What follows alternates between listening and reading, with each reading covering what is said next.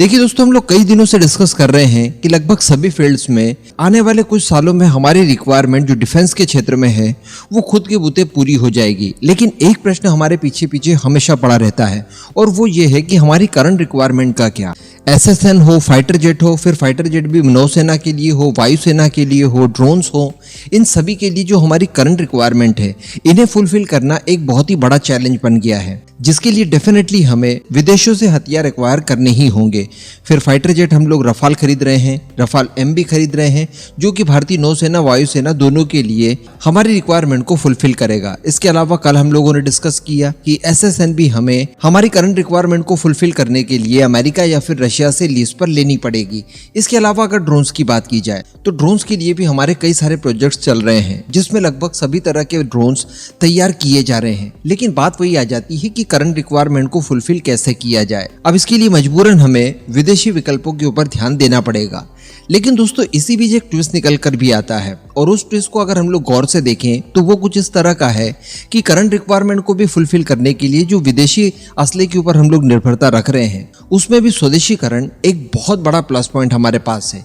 यानी हम लोग विदेशी हथियार तो खरीद रहे हैं, लेकिन उनके मेंटेनेंस से लेकर उनके अपग्रेडेशन और उनके अंदर इस्तेमाल किए जाने वाले स्पेयर पार्ट्स वगैरह हम लोग स्वदेशी बड़े तौर पर इस्तेमाल कर रहे हैं। इसी तरह की खबर निकल कर आई है ड्रोन्स के क्षेत्र में। हम सभी जानते हैं कि हमारी फोर्सेस बड़ी मात्रा में हेरॉन ड्रोन्स का इस्तेमाल करती है, जो कि इजराइल द्वारा निर्मित ड्रोन्स हैं और इस समय ये केवल सर्विलांस का काम कर सकते हैं। अब एक प्रोजेक्ट काफी लंबे समय से लंबित चल रहा है और ये है प्रोजेक्ट चीता, जिसके तहत हम लोग हमारी उस रिक्वायरमेंट को फुलफिल करेंगे जो आज हमें बहुत ज्यादा रिक्वायर्ड है, और वो है आर्म्ड ड्रोन्स की। यानी ऐसे ड्रोन्स जो कि सर्विलांस के साथ साथ अटैक भी कर पाएं। इसके लिए हम लोग हमारे खुद के ड्रोन्स तो तैयार कर रहे हैं, साथ ही अमेरिका से MQ-9 ड्रोन्स खरीदने की भी बातचीत चल रही है। लेकिन इससे पहले प्रोजेक्ट चीता के तहत जो लगभग 90 की संख्या में हमारे पास हेरॉन ड्रोन है इजरायली, इनके अंदर अगर हथियारों का इंटीग्रेशन हो जाता है तो ये हमारी बहुत बड़ी रिक्वायरमेंट को फुलफिल करने में एक मील का पत्थर साबित होंगे। इसके लिए काफी लंबे समय से प्लानिंग भी चल रही है, फंड की अरेंजमेंट भी की जा रही है और इसराइल से बातचीत भी चल रही थी, और ऐसे करते करते काफी लंबा समय इसमें व्यतीत हो गया। लेकिन दोस्तों, क्या हो कि अगर इन इजरायली ड्रोन्स का सशस्त्रीकरण हम लोग खुद के बूते करें तो ये प्रोजेक्ट काफी कम लागत पर कंप्लीट तो हो ही जाएगा, साथ में फास्ट ट्रैक भी हो जाएगा, और सबसे बड़ी बात कि इससे हमें बहुत बड़ी एक्सपर्टी भी मिलेगी। इसी अनुभव का इस्तेमाल हम लोग हमारे ड्रोन्स के सशस्त्रीकरण में भी कर पाएंगे। और दूसरी बात कि सशस्त्रीकरण करने के लिए जो शस्त्र हम लोग तैयार करेंगे उन्हीं का इस्तेमाल हम लोग हमारे ड्रोन्स और हेलीकॉप्टर्स में भी बड़ी आसानी से कर पाएंगे। अब इसी की तैयारी बताया जा रहा है कि DRDO द्वारा की जा रही है, जिसके लिए अलग अलग मिसाइल्स और एमुनेशंस बनाए जा रहे हैं जो कि लाइट वेट में होंगे और स्पेशली तैयार किए जा रहे हैं ड्रोन्स के लिए। अब इसके लिए जो पहला वेपन तैयार किया जा रहा है उसको नाम दिया गया है UAV launch precision guided munition. ये एक तरह का बॉम्ब होगा और इसका वेट होगा 8 किलोग्राम, जिसमें 2 किलोग्राम का वॉरेड होगा।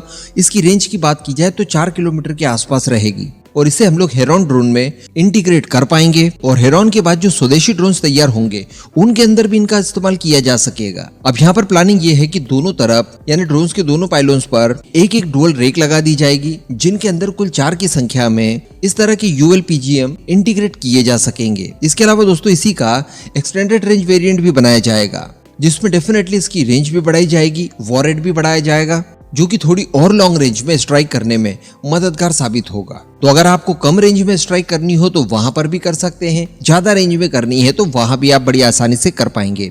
इसके अलावा जो दूसरी प्लानिंग है वो है हमारी हेलिना और Dhruvastra anti tank guided missile को लेकर, जिनका वेट अप्रोक्सीमेटली बताया जाता है 44 किलोग्राम और इनकी रेंज 8 किलोमीटर से लेकर 15 किलोमीटर के बीच है। ये दुश्मनों के टैंक्स और बख्तरबंद वाहनों को डिस्ट्रॉय करने में काम आती है और बड़ी आसानी से ड्रोन इन्हें लॉन्च कर पाएंगे। और वैसे भी हेलिना और Dhruvastra anti tank guided missile की बात की जाए तो इनके डेवलपमेंट परीक्षण पूरे हो चुके हैं और ये मास प्रोडक्शन के लिए पूरी तरह से तैयार है। यानी ज्यादा कोई समस्या है ही नहीं, केवल आपको इंटीग्रेशन करना है। इसके अतिरिक्त अन्य किसी काम को आपको एक्स्ट्रा में करने की जरूरत पड़ेगी ही नहीं। इसके साथ साथ दोस्तों, ये भी तैयारी की जा रही है कि 5 किलोग्राम से लेकर 50 किलोग्राम तक के जो ड्रॉप बॉम्ब्स होते हैं उनका भी इंटीग्रेशन किया जाए इन ड्रोन्स के साथ। तो सोचिए जब इन हथियारों का इंटीग्रेशन हेरॉन ड्रोन में कंप्लीट हो जाएगा, उसके बाद ये कितने ज्यादा कारगर साबित होंगे। क्योंकि इजरायली ड्रोन है, मेल क्लास के हैं, काफी ज्यादा जाने पहचाने और वॉर प्रूवन है। कई तरह के अचीवमेंट इन ड्रोन्स के नाम ऑलरेडी हैं। इनके अंदर अगर हथियारों का इंटीग्रेशन हो जाता है तो इससे अच्छी कोई बात दूसरी हो नहीं सकती। और जो पहले की प्लानिंग थी कि इन्हें इजरायली हथियारों से लैस करवाया जाएगा,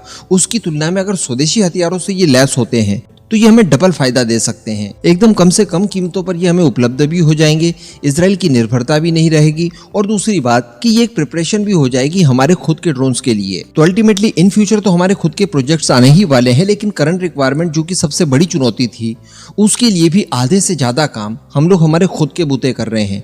इसी को कहा जाता है आत्मनिर्भर भारत। इस पूरे मुद्दे पर अब आपका जो भी मानना हो नीचे कमेंट करके जरूर बताइएगा।